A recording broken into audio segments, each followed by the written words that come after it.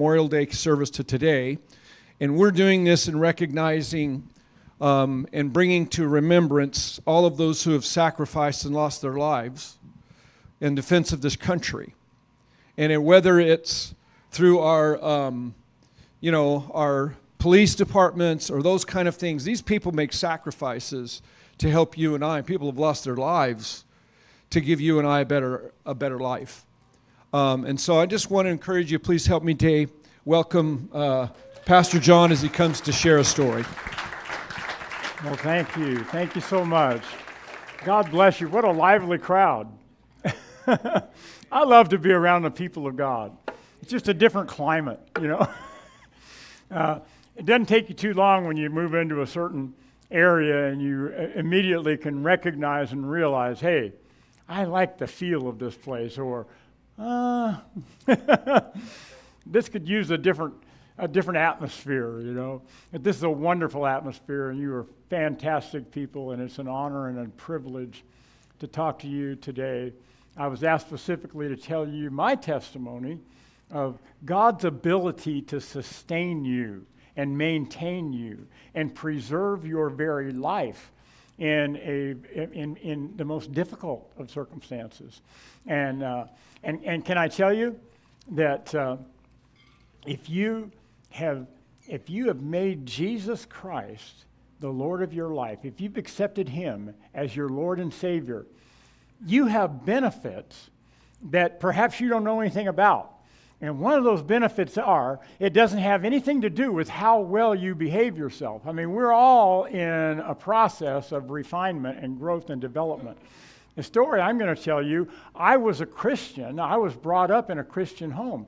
I accepted Jesus as my Lord at a very young age, but I was not a Spirit-filled Christian until well after this experience, and I was anything but a holy, sanctified, perfect Christian when I went through this. But what you're going to hear about today is the power of God to step in and literally save your life even in a situation where without His intervention, you simply wouldn't have survived.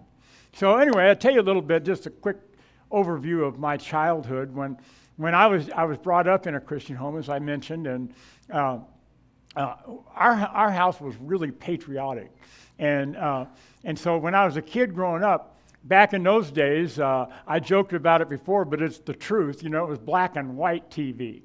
They hadn't invented color TV yet, and but I grew up watching all these war movies, and sometimes we were, watching the war movies, but other times we were watching these old westerns, and there was kind of a common thread between both those war movies and the old westerns is that unfortunately evil exists in the world. We have noticed that, have we not?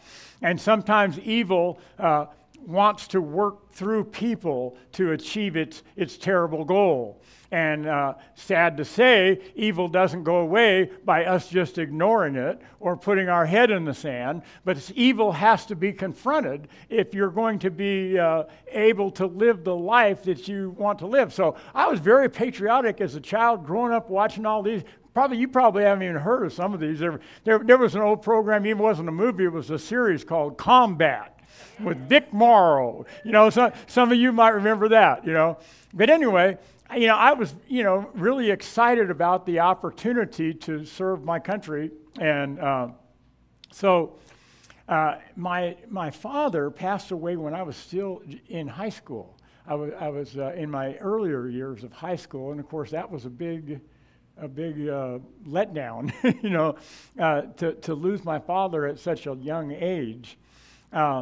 But even with that, and coupled with the fact that my mother now was a widow, and just within these last couple of years, and I had a sister, but I was the only son, and yet in spite of all that, there was such a drive on the inside of me that literally the day after I graduated high school, I went down to join the Army. And can I tell you, I didn't bother to share this information with my mom or my wife, who wasn't my wife yet, but yet we had already agreed we're going to get married. So she was actually my fiance at the time, June, my wonderful wife. She was actually my fiance at the time, and I didn't tell her either. I went down to the recruiter, and I said, day after high school graduation, and I said, I want to be a Green Beret. And he says, well, and this recruiter he was very honest. He said, well, he says, I can't promise you that you can be a Green Beret. He says, number one, I can't guarantee that they'll accept you into their program. But then number two, even if they do accept you into their program, I can't guarantee you'll graduate that program. He says, so the best I can do is I can tell you what you need to do to put yourself in the position, if that's your goal, to become a Green Beret. I said, okay, let's have it, So he said, well, first of all, he says, you're going to have to be airborne infantry.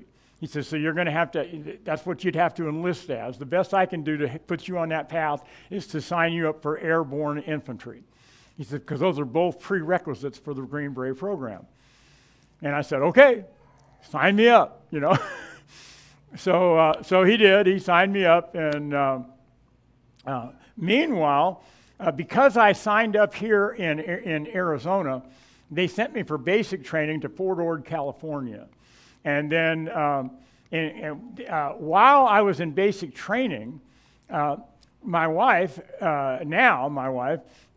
she was, on the very few occasions that I was allowed to speak to her on the phone, she was emphatic about the fact that, hey, you said you're going to marry me, let's get married, And so I'm getting a hold of my mom, and of course I'm 18 years old, just got out of high school. I don't know if it's still that way now, but back then you had to be 21 to get married, or else you had to have a parent sign for you, And so my mom was already not happy that I had left her without notice, and now I'm telling her I want to get married and got to have her signature, and she said, no, I'm not signing for you to get married, I mean, she was, she's mature. She's thinking all the things that could happen where I'm going in the situation I put myself in, And so being the deep spiritual person who really cares about everybody, I threatened my mom.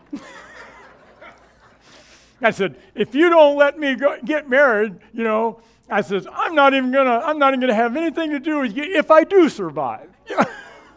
I was terrible. I'm just being transparent here, and so she reluctantly agreed, and so in actuality, we had our first leave right after basic training. I got my first leave right after basic training. We got married on my first leave out of basic training, and she got pregnant while we were on our honeymoon. That's how fast that worked.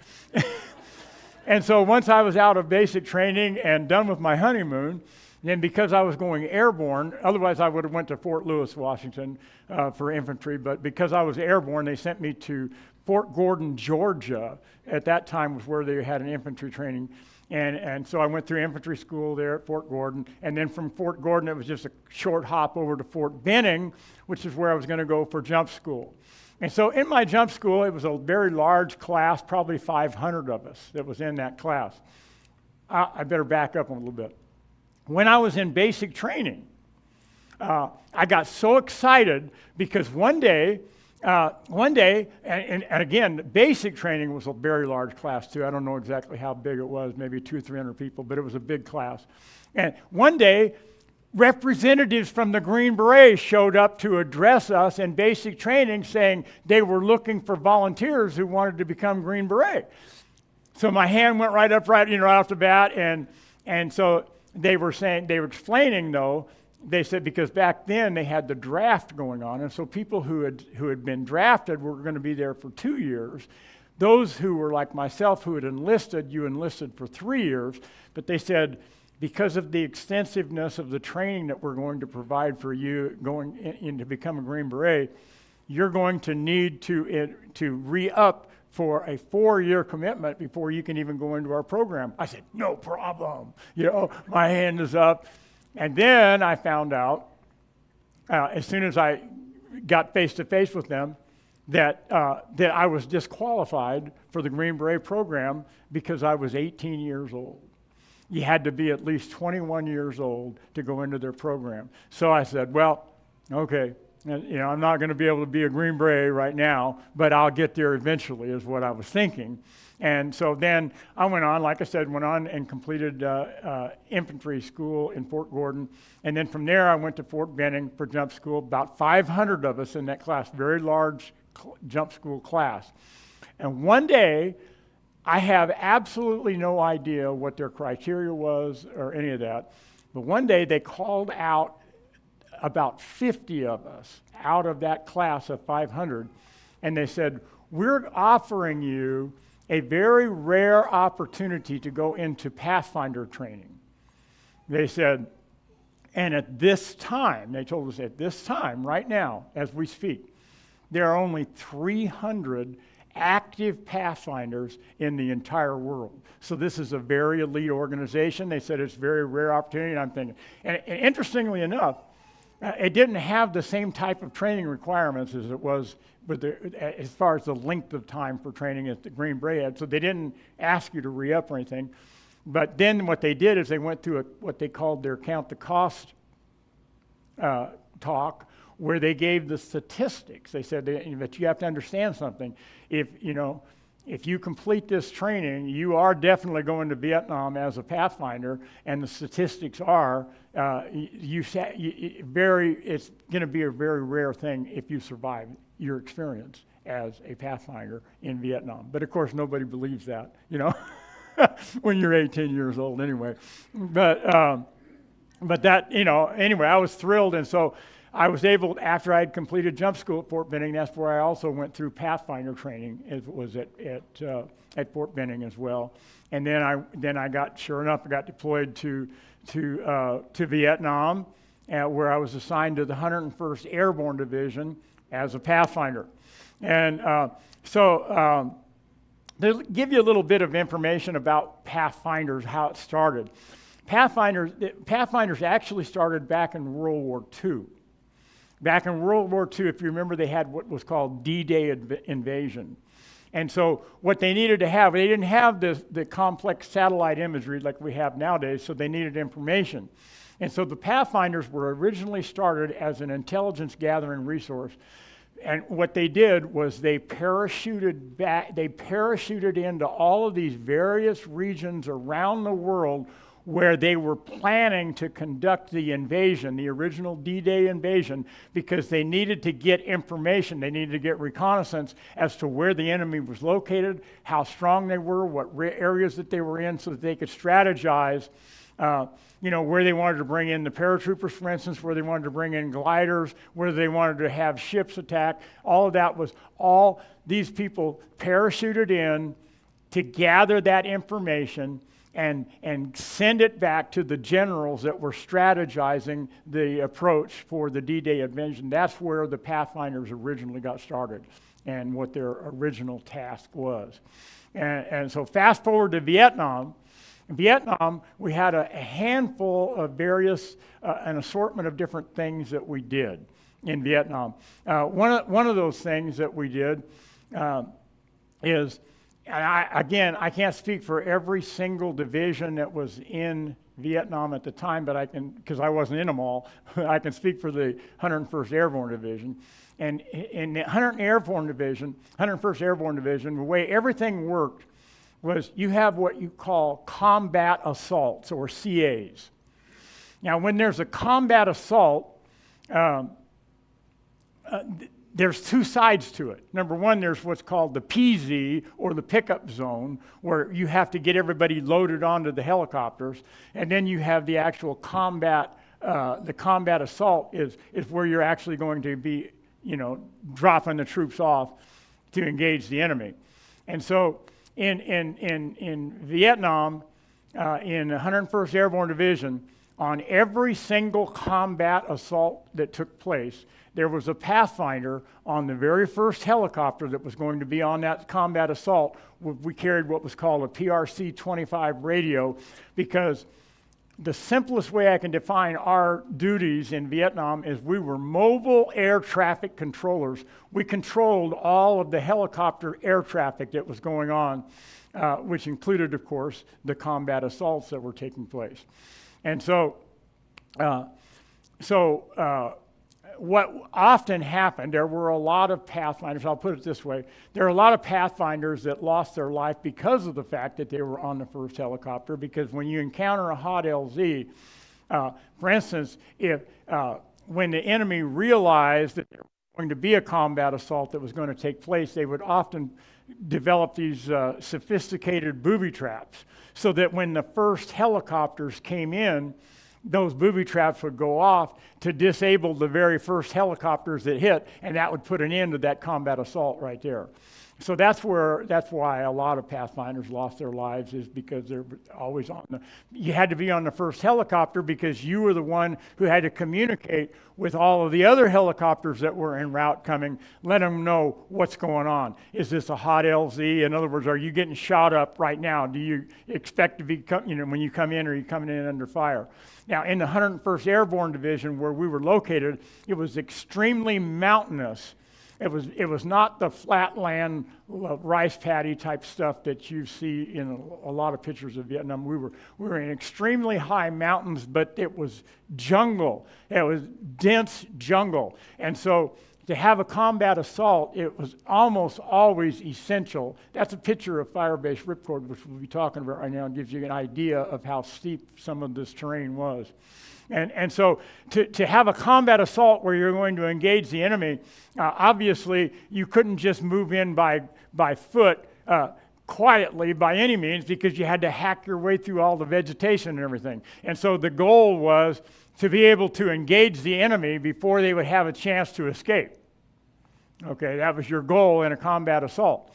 And so in order to do that, you would have to have what we called an LZ, or a place that was cleared large enough to bring in some helicopters that had the troops that were going to engage the enemy on.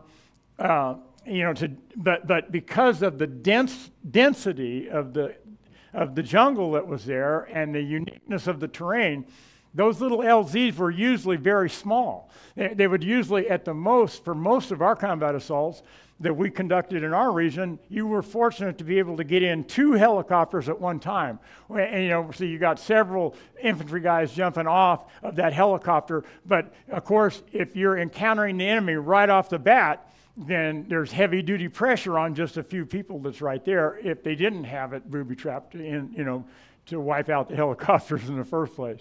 So anyway,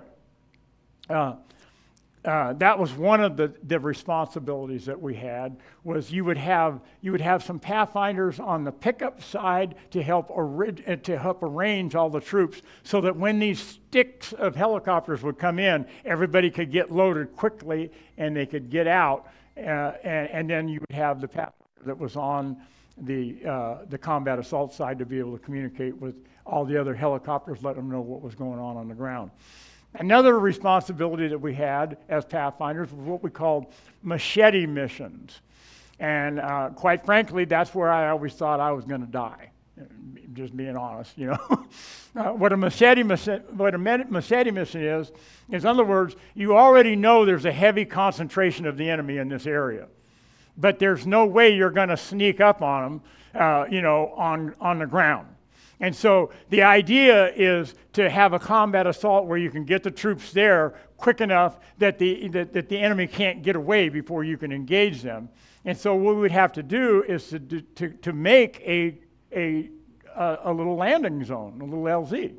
And so the way we did that was there would usually be maybe 5 or 6 engineers, combat engineers, along with 2 pathfinders.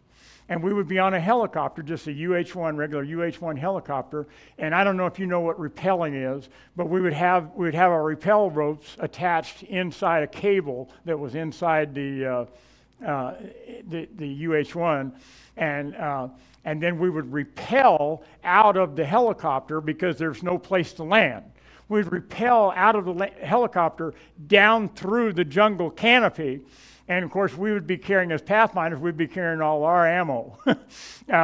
But the engineers that would be repelling with us, they would be carrying all of their chainsaws and their C4 and their dynamite and everything that it's going to take to clear out these trees.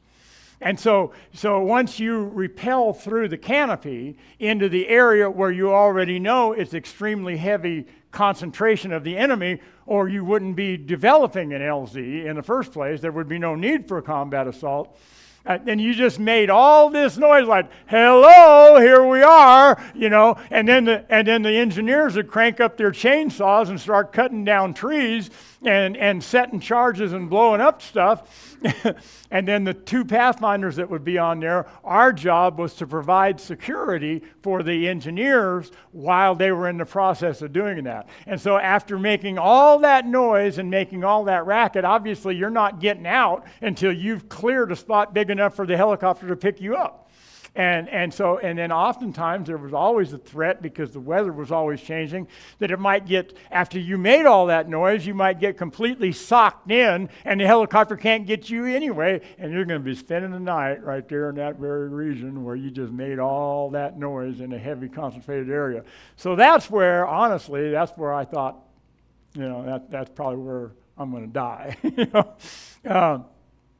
But in the interest of time, I'm not going to go into some of the other things because we're running a little bit short. But I'll tell you one other main thing that we did as pathfinders, which we considered to be the more easy, laid-back duty, was when it was fire-based duty. And what I mean by that is because we were controlling all of the helicopter traffic that was flowing.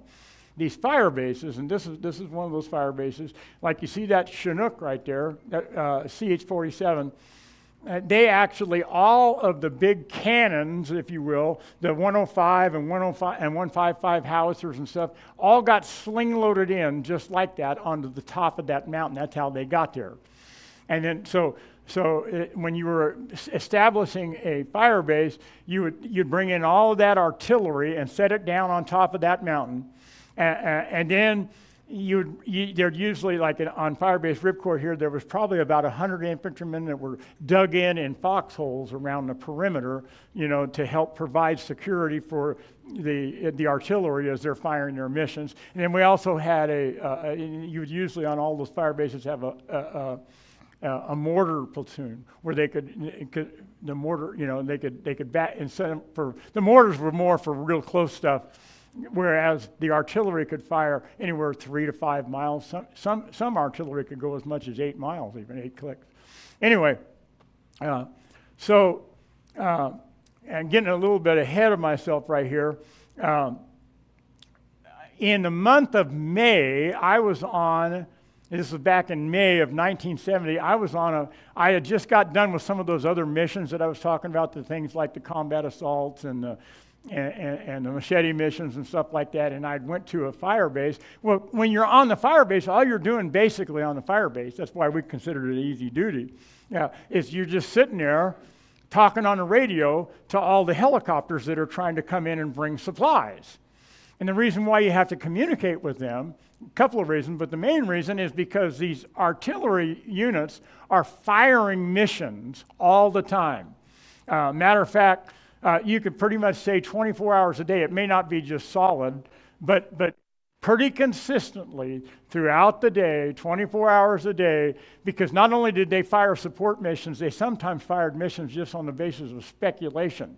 They just knew we didn't have any friendly people there, and we thought there was enemy there, so we'll just throw a bunch of rounds in there just in case, So anyway, but there was a lot. So when they are firing their rounds, and you have helicopters trying to fly in to bring supplies, well, the last thing you want is for the helicopter to fly right into where they're firing rounds and the helicopter get knocked out by one of our own friendly fire artillery units, So we would always supply all of the helicopters it was the responsibility of any helicopter pilot when they got within 5 miles of a fire base to contact the Pathfinder on that fire base to find out what missions were being fired. So that was one of the pieces of information that we gave them. And other than that, we just pretty much gave them the winds and the weather and of course, if we were getting hit or something, then we provided that type of information. But that was considered the easiest part. So I had just been on some of those other stuff, and I was in the month of May, I was on a place called Firebase Catherine. In fact, I helped open that one up, set it up in the first place. And so I get a call. There were in the 101st Airborne Division. I don't remember if there was 20 or 30 of us, something like that, of Pathfinders for the whole 101st Airborne Division. But we had a little barracks back home, and so I get a call from them saying, "Congratulations, your daughter, my daughter right here, Jerry Lynn. Would you stand up and stand around there and smile and give them a big wave?" They said. "Congratulations, your daughter has just been born." And they said, and we just want to let you know that we just put 20 cases of beer on your tab so we can celebrate for you her birth. Congratulations. And so that was in the month of May, okay, when that happened. And so I actually went to Firebase Ripcord in the month of June. I did some other thing. After Catherine, I went and did some of those other missions. Then I went to Firebase Ripcord in the latter part, last week or two of June.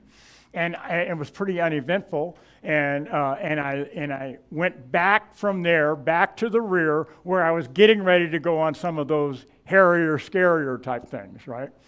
But when I got there that night, our captain came in, and he said to me, he said, "Hey," he said, "I know you just got back from Ripcord," he says, but they're getting hit. And he said, and they're getting hit hard, and he said, and the Pathfinder that we replaced you with is brand new in country. And he says, "That's a lot of pressure, we don't know how he's going to respond, and just wanted to know if you'd be willing to go back out." And that was nice of him to ask. He could have just said, "Get," But I said, "Well, sure." Well, it so happened that there was another brand new Pathfinder that was there that overheard this conversation. And nobody likes to be a new guy in the Pathfinders because oftentimes, like I said, about the most you're ever going to have as a partner in the Pathfinders is 2 of you, if you're not all on your own, in a lot of those scenarios. And so nobody wants to be your partner because I don't care how good your training has been, nobody can predict how you're going to act until the chips are really down, And so he saw this as his golden opportunity, to, it's getting hit and I can get there, it's a great attitude. So he asked the CO if he could go. And the CO said, "Well, I'll have to check the schedule, see if we got room." And he quickly came back and told him, "Yep, you can go." And so we got on the helicopter, we headed back out. And that CH-47 that you saw a little bit, that big, looked like a big flying weenie or whatever, Those things are humongous, by the way, they're huge. Yeah. By the time we got there, and we had to go, and you saw the picture of how steep Firebase Ripcord was.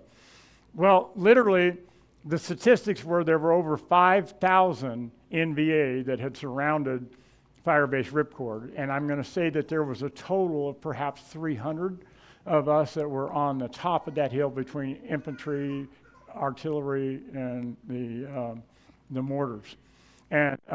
And by the time, and so the helicopter we were on was literally flying at treetop level up that steep, which you can imagine.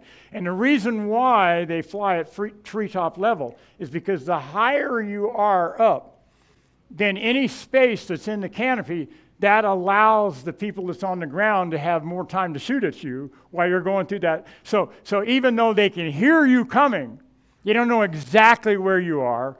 And so when you're at treetop level, you're just like, 1 second, split second, and you're over their head. So they don't get time to just take aim and shoot at you. That's why. But as we were flying up, a helicopter got severely shot up just trying to get up the hill. And by the time we got up there, there was, I think, maybe four of the CH-47s that had already been shot up so bad that they were sitting. And as you saw that hill, there wasn't much room to sit. The whole top of that hill was less than 2 football fields in size.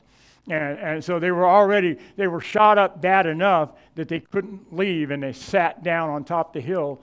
And that's why I was telling you, one Chinook can actually pick up another one, because we'd pull the props off of that, sling load it up, and another Chinook, if we could get the chance to do it, could pick up that Chinook and get it out of there. But anyway, so we were under a real heavy-duty situation. And so to make a long story short, it was kind of interesting. I didn't know personally. I'm not down there counting 1, 2, 3, 4. There's a lot of facts that I didn't know. I knew what was going on, because I was there. But it's interesting because 30 years after this event, Sports Illustrated did an article, and right here it says Sports Illustrated. This was let's see, that was in July. That's July 23rd, 2001, which was 30 years after this event.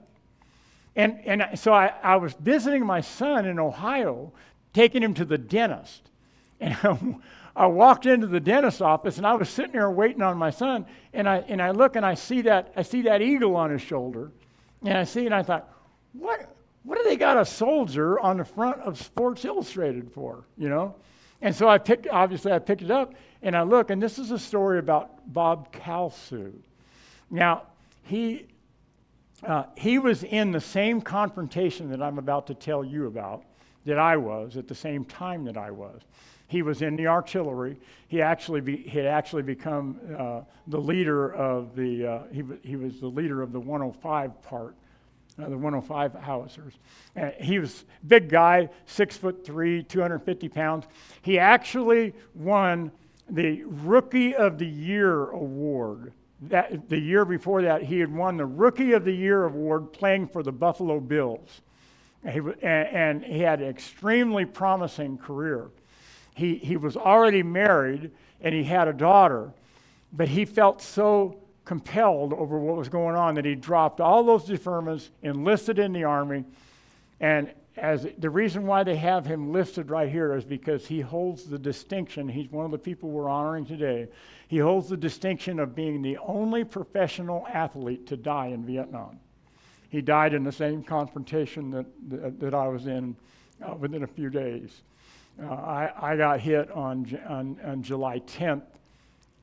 He died on July 17th. Now, the difference between his story and mine, where my daughter is concerned, for instance, is that literally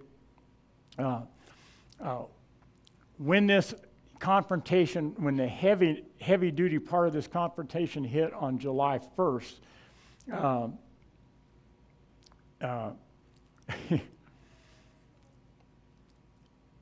I'm sorry. When this hit on July 1st, he had told his wife that he was so excited because she was about to give birth. He says, "I can't wait till I see you." And so anyway, as it wound up on July 17th, he and a close friend of his, even though he was in charge of the 105s, the 105 howitzers are bigger than the 155s are bigger than the 105s. And so just one round of the 155 weighs almost 100 pounds, or 90-something pounds. And so it takes a big guy. I can see why they put him in the artillery, because it takes a big guy to handle those rounds. But being the fact that he was in charge, he didn't have to be humping rounds. He could be pointing to other people, but he was one of those who led by example.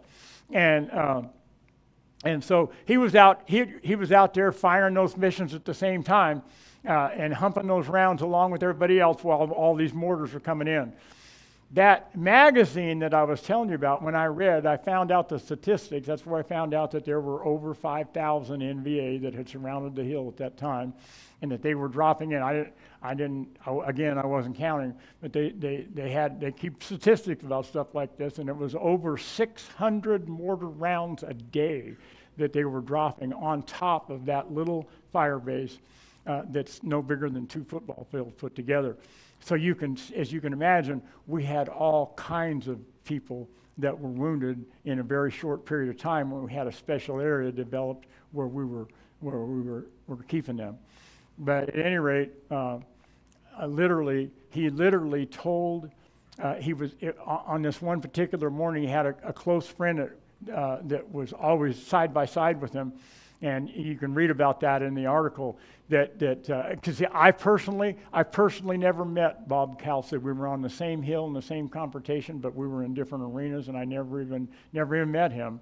But I have great respect for him, of course. But his friend and him, they were in the bunker, and they were about ready to get out because it was time to fire a mission. And they paused at the front of the bunker, and he told his friend, he said, "I am so excited about today because today is the day my child was going to be born." And they stepped out just as they stepped out, the mortar round landed right in front of them, and it killed both of them. And literally, his wife was literally giving birth to his son, and she in the hospital, and told the people, because they didn't even know if it, they hadn't peeked, so they didn't know it was a boy. But she told them, "Oh, he is going to jump off that mountain, when he hears he's got a son, and literally, there was a family group that were waiting at her house, and she had given birth, and they were waiting at her house because they were coming to see the baby when they could, when they showed up to let them know that he had been killed. So I never met him, but I hold him in the highest regard, and he's one of the people we're remembering today. So meanwhile, to get specific with my part of the story, I had a similar experience as Bob had, but mine had a different outcome, obviously. But I did have 2 people that were in immediate proximity with me. And I can't make the noise very good right now like I used to.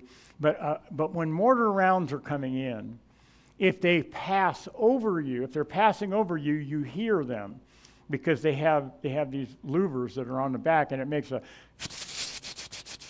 kind of sound. So whenever you hear that, you would hit the deck because you knew a mortar was going to hit.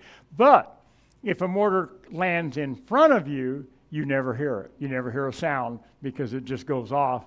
You don't have a chance to hit the deck. So I had 2 people that were with me on July 10th when a mortar round came in and landed right in front of us. And to explain it as best I can,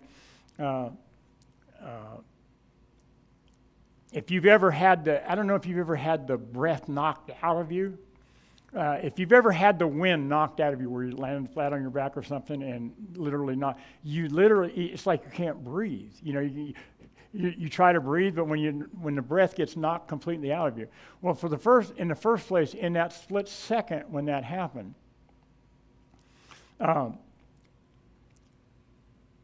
I literally could not get any air whatsoever. And but when I looked down, I had huge pieces of shrapnel that were in all these various places in my body. But also, when that round went off, something, I'm thinking now it must have been a piece of rock or something. But something had hit me right between the eyes. And when it did, so anyway, in the first place, I couldn't breathe at all. I glanced down and I saw all of these big pieces of metal that were sticking out. Now, they, on the other hand, were not bleeding. And I think it's because it was so close, it was right there, that the metal was so hot, cauterizing, the flesh that was there, so I wasn't squirting blood all over there. But between my eyes, like again now, But I thought at that moment, I've got a big old piece of shrapnel right between my eyes. And so, never having died before, my first thought was, I'm dead. I can't breathe. I'm dead. And but then I realized, but wait a minute, I'm still in my body. So then the second thought that hit my mind in that second was, well, you're not dead, but you're gonna be in just a second. Just give it time. Well, and I'm just being as transparent with you as I can.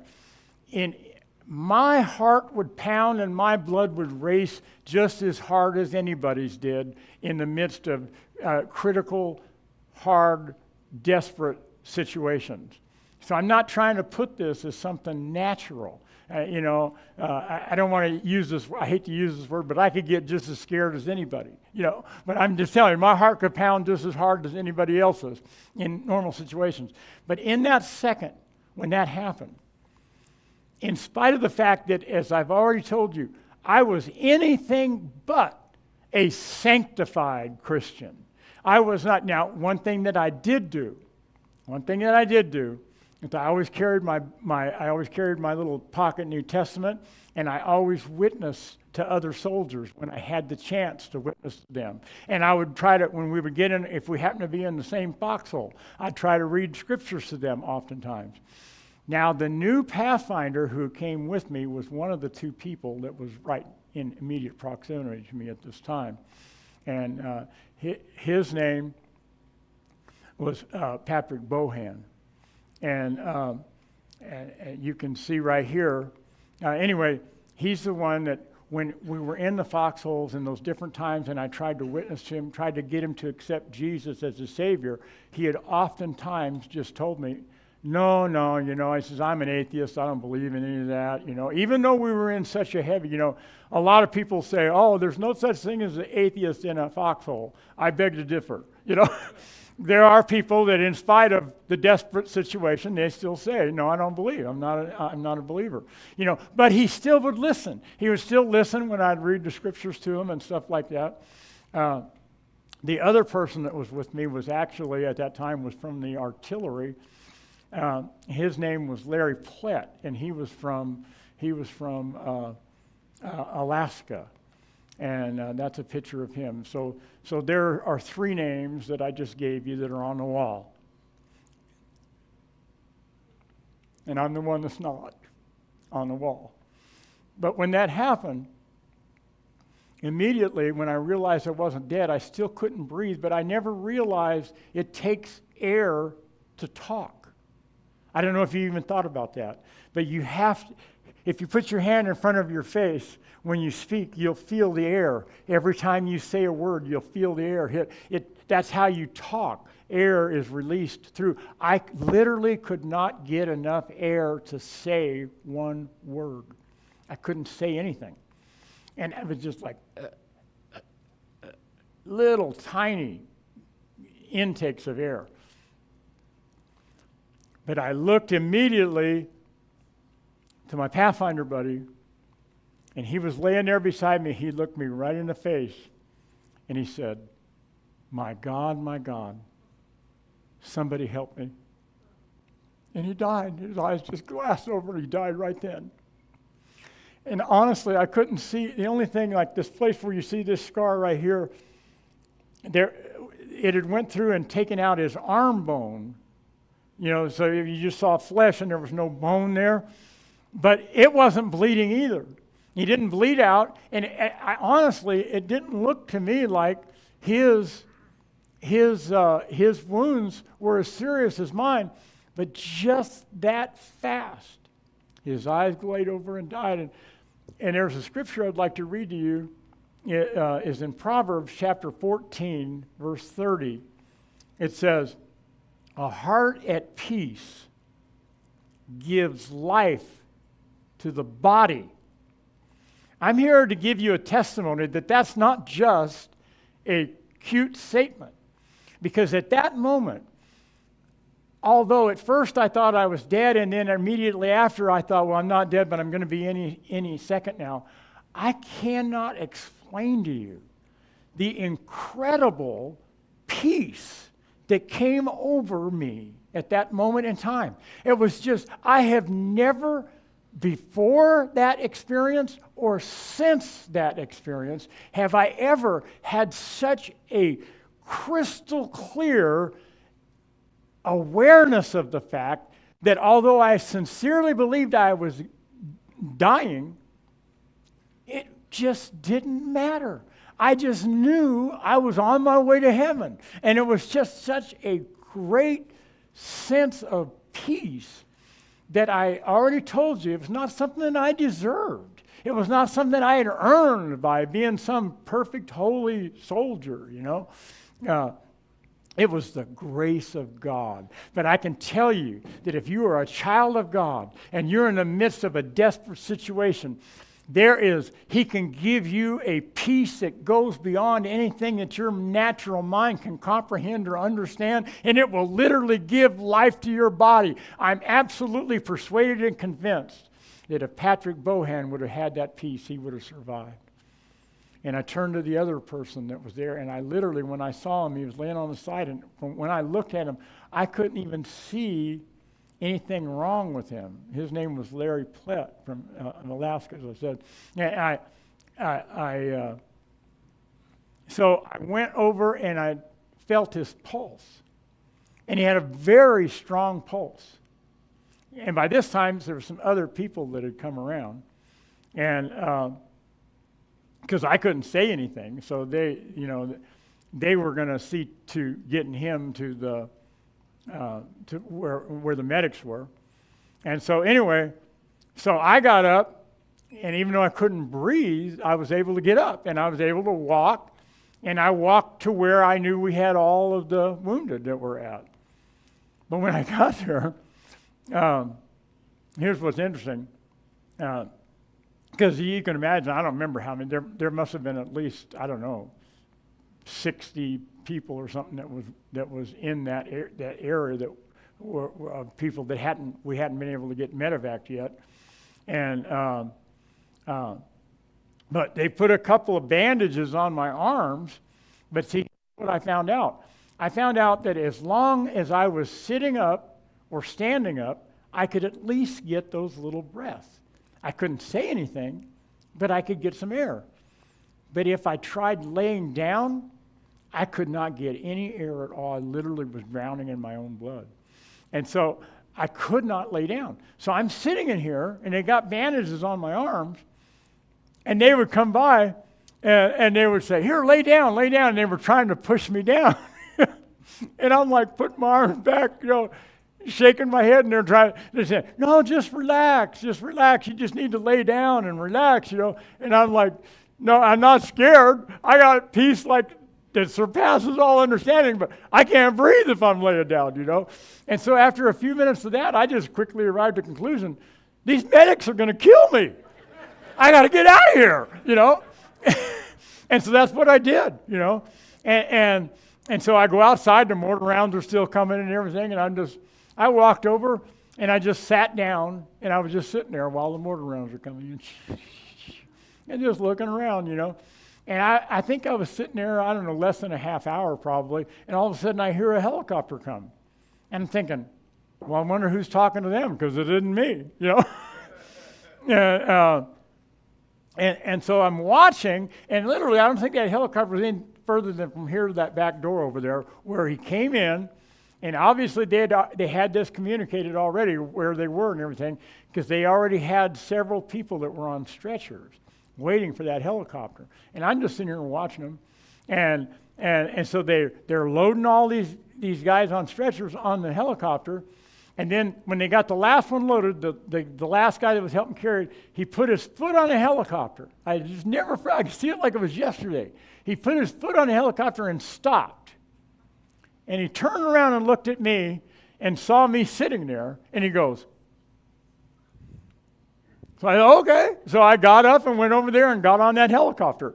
And so when we came off of that hill, that helicopter got severely shot up trying to get down off of that hill. Because we found out afterwards what happened was the enemy had set up these 51 caliber machine guns at various points around the perimeter of the mountain. And so any of the helicopters that were coming in to try to bring us supplies or food or ammunition or any of that kind of stuff, that was their strategy, is just completely cut us off from anything while they pounded us night and day with mortar rounds. And so at any rate, but we did. We got somehow we got past all the extraction process on the way out, and then we got to. I know you've all heard of MASH units. We got to it was called the 85th evac. It was a MASH unit there, and so I walked to the helicopter and I walked off of the helicopter at the MASH unit and went in, but I found myself in the identical same position. I'm there. I'm sitting up on a gurney with the same bandages that are just on my arms, and people are coming by all the time trying to make me lay down. And I'm trying to shake, and I can't explain it to them, and trying to shake my head, And then they come and told me, they said, well, look, we don't have a chest tube machine. And they said, so we've sent to Da Nang or somewhere. They're going to fly one up. And he said, so you're just going to have to wait until it gets here because we can't get that. That's all the blood that's in your lung has put the pressure on the other lung and not letting you breathe. And so anyway, they said, as soon as that gets here, we will, we'll go to work on you. And so, I don't know, it was a couple, 3 hours. And so that was a long time. I got used to holding myself up when people try to make me lay down. And then finally, when it showed up, they came in and they literally rolled me into the operating room sitting up on the gurney because nobody could make me lay down.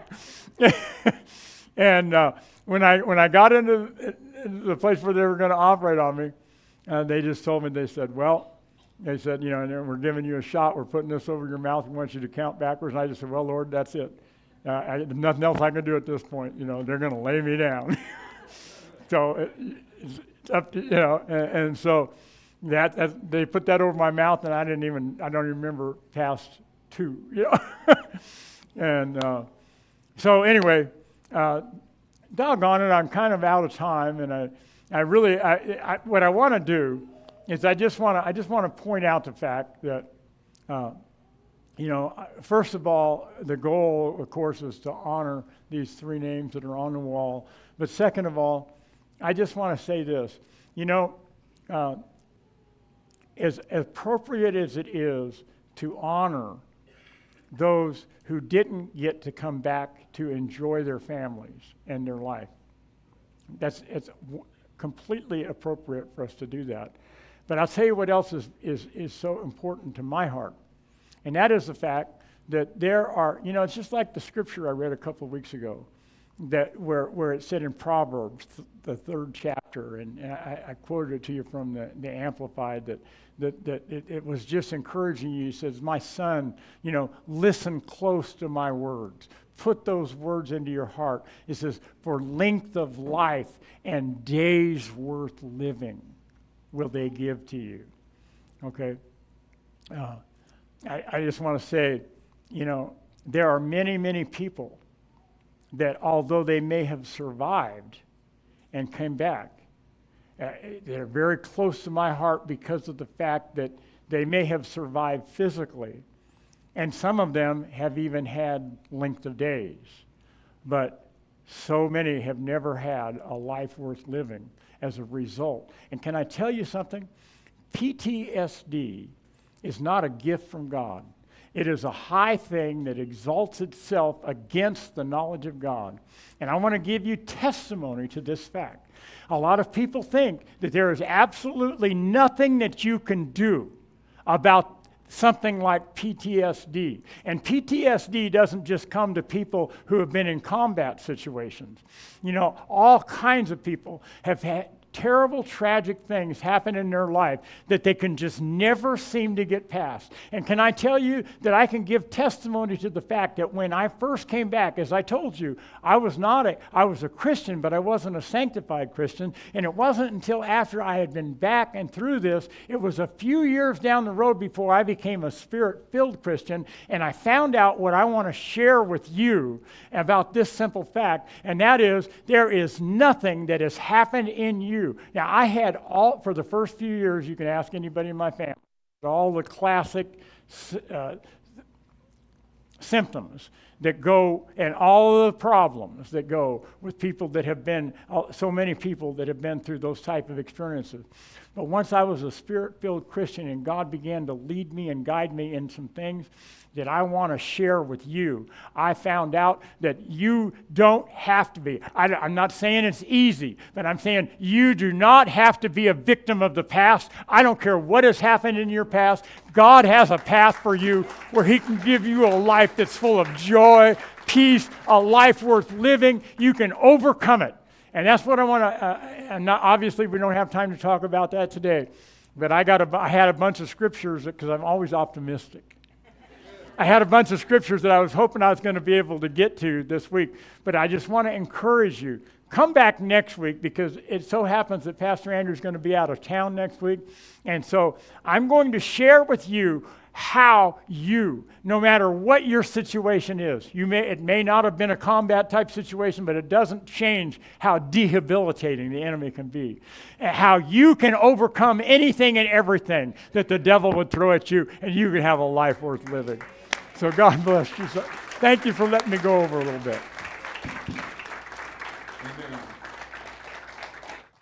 Make sure you don't miss that next week. Yes, stand and encourage Pastor John.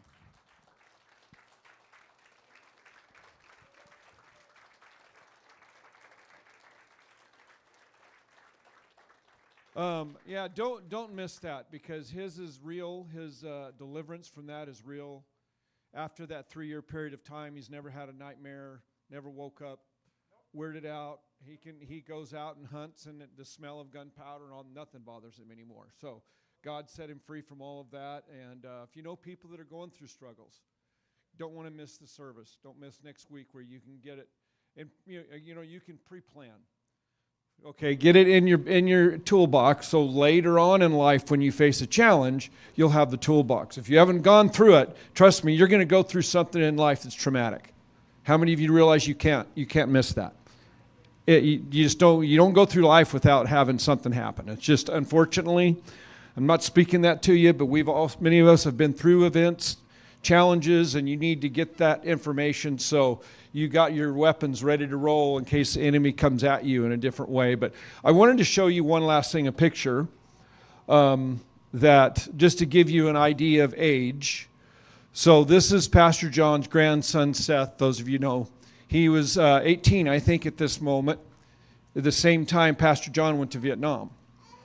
So it gives you an idea of how young Pastor John was when he was faced with this situation, and why it becomes such a challenge for many of our young people today that are in the military. And we always want to be praying for them because they're brave young men and women out there.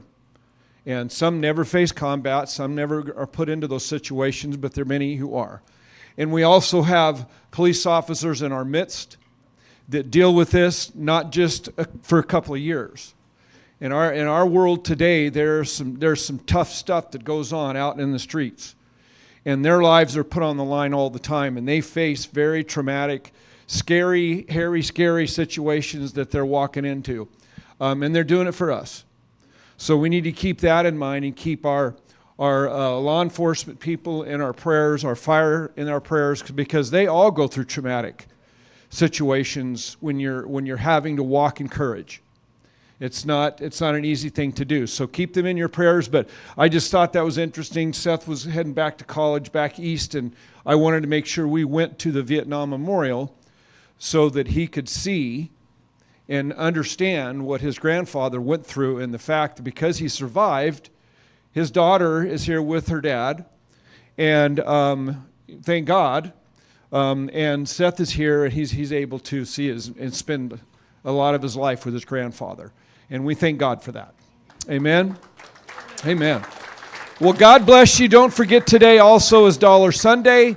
And so if you have a buck on the way out and you can drop it in this for our benevolence offering, was for our family. We can help take care of needs here at the church of our family if they need to. But if you have a buck, great, drop it in there. If you don't worry about it. Don't forget baptism in a half hour, 30 minutes or so. Those of you who are getting baptized, you can head on out there in a little bit, and we will see you again.